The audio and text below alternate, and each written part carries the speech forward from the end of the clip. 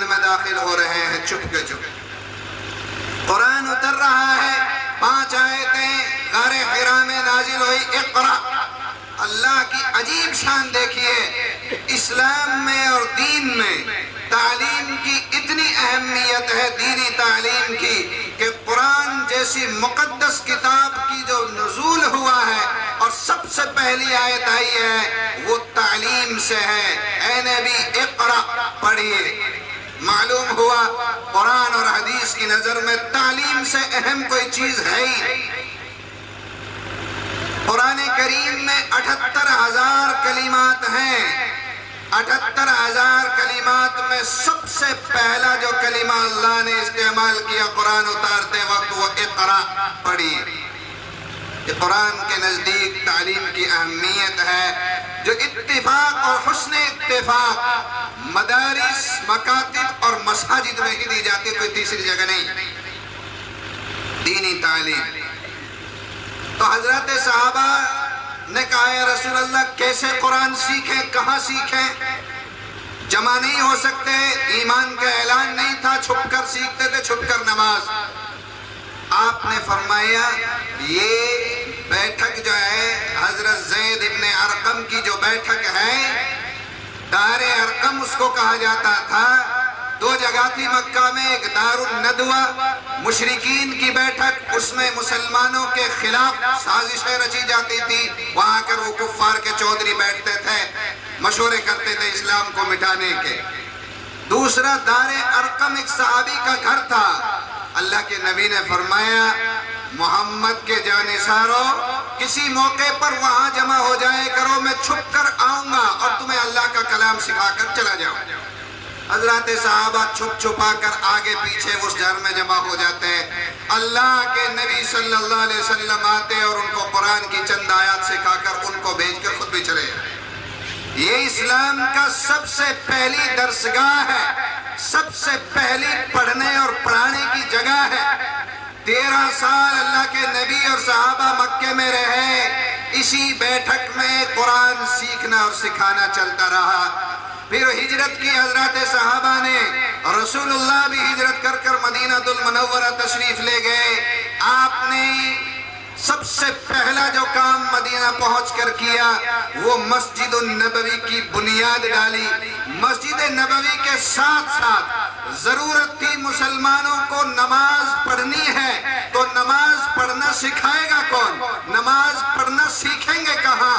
یہ نماز اور دین کی بات اور قرآن سیکھنے اور سکھانے کے لیے ایک جگہ بھی ہونی چاہیے، ایک مکتب اور مدرسے کا بھی انتظام ہونا چاہیے.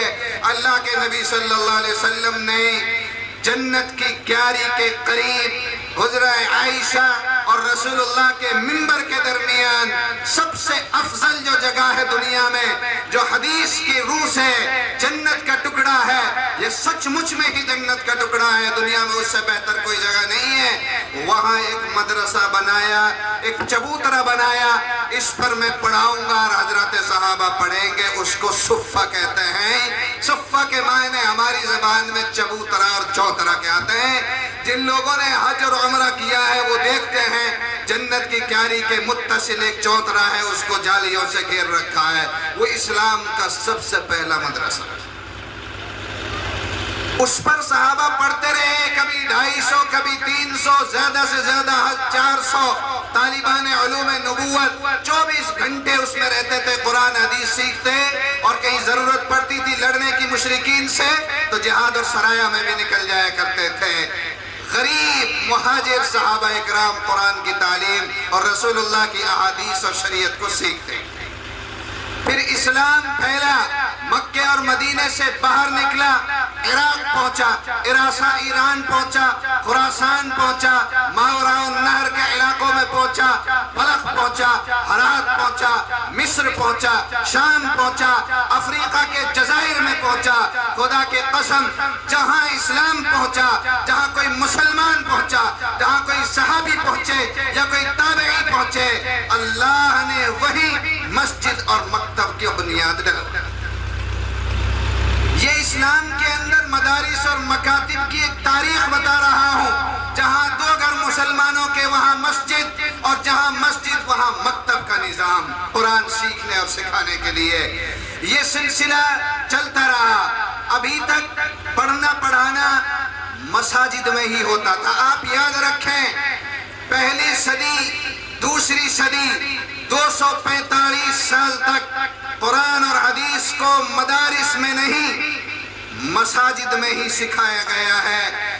دنیا نے دیکھا ہے، آسمان اور زمین اور چاند سورج ستارے گواہ ہیں کہ ان مساجد میں بیٹھ کر، چھوٹی چھوٹی مسجدوں میں اور مکاتب میں بیٹھ کر اس دنیا نے دیکھا ہے حضرت امام اعظم ابو حنیفہ جیسے فقیہ کو، حضرت امام مالک علیہ الرحمہ کو، حضرت امام شافعی، امام احمد ابن حنبل، عبداللہ ابن المبارک، حسن بصری، سفیان ثوری، ابراہیم نخعی، یہ تمام محدثین و مفسرین اور فقہا 250 سال تک مسجد میں بیٹھ کر قرآن اور حدیث اور تفسیر اور علوم کے دریا بہاتے رہے۔ ابھی تک کوئی مدرسہ نہیں تھا۔ 245 ہجری میں مغرب کے شہر فاس میں اندلس کے قریب ایک عالم تھے حضرت مفتی محمد نور اللہ مرقدہ، ان کی بیٹی بھی عالمہ تھی مفتیہ تقیہ فاطمہ بنت محمد۔ انہوں نے اپنے پیسے سے سب سے پہلے ایک باضابطہ مدرسہ بنایا 245 ہجری میں، جہاں طلبہ کھائیں بھی، پیئیں بھی، سوئیں بھی، کوئی چھٹی نہیں، وہیں رہنا، وہیں کھانا اور قرآن اور حدیث پڑھنا جیسے آج کل مدارس میں ہوتا ہے۔ 245 ہجری میں مدرسہ بنایا گیا، جامع الاندلس اس کا نام رکھا گیا۔ آج 1450 سال ہونے کو آ رہے ہیں، قرآن اور حدیث کے علوم کا دریا آج بھی وہاں سے بہہ رہا ہے۔ اس کے ایک سال بعد اس کی ایک بہن تھی دوسرے شہر میں دمشق میں، اس نے مدرسہ بنایا۔ پھر مدارس کا یہ سلسلہ نیشاپور پہنچا اور سارے علاقے جو مسلمانوں کے تھے، اپنے علاقوں میں سارے مسلمانوں نے مدرسے اور مکتب قائم کرنے شروع کر دیے، یہاں تک کہ 482 ہجری میں مصر کے شہر قاہرہ میں ایک اس وقت کے اعتبار سے چھوٹا سا مدرسہ بنایا گیا جامعۃ الازہر کے نام سے۔ آج میرے خیال میں، اور یہ خیال یقینی ہے 100% صحیح ہے، دنیا میں اس سے بڑا یونیورسٹی اور اس سے بڑا کوئی ادارہ نہیں، جامعۃ الازہر۔ یہ سلسلہ مدارس کا چلتے چلاتے ہمارے اس ملک میں بھی آ گیا۔ میں کہاں سے لایا ہوں مدارس کو اٹھا کر؟ مکے کے دار ارقم سے مدینہ اور مدینہ کے مضافات سے شرقاً غرباً شمالاً جنوباً جتنے علاقے سب میں مدارس اور مکاتب بنائے گئے، بناتے جاتے رہے۔ یہ سلسلہ چلتے چلاتے ہمارے ملک ہندوستان میں بھی آ گیا۔ ہمارے ملک میں بھی بے شمار مدارس تھے۔ مورخین نے لکھا ہے ہماری 700-800 سالہ تابناک حکومت رہی ہے مسلمانوں کی اس ملک پر۔ مغلیہ عہد سلطنت میں ہمارے اس ملک میں بہت مدارس تھے، جہاں جہاں مسلمان بستے وہی مدرسے تھے، ضرورت کے مطابق مدرسے تھے، کم نہیں تھے۔ علماء نے لکھا ہے کہ عہد سلطنت مغلیہ میں شہر دہلی میں 4000 مدرسے تھے۔ شہر ٹھٹ میں جو پڑوسی ملک میں چلا گیا شہر ٹھٹ، اس ایک شہر میں 400 مدرسے تھے، لیکن سوء اتفاق اس مقدس سرزمین پر اسلام دشمنوں کے ناپاک قدم پڑے، انگریز کی ایسٹ انڈیا کمپنی آئی۔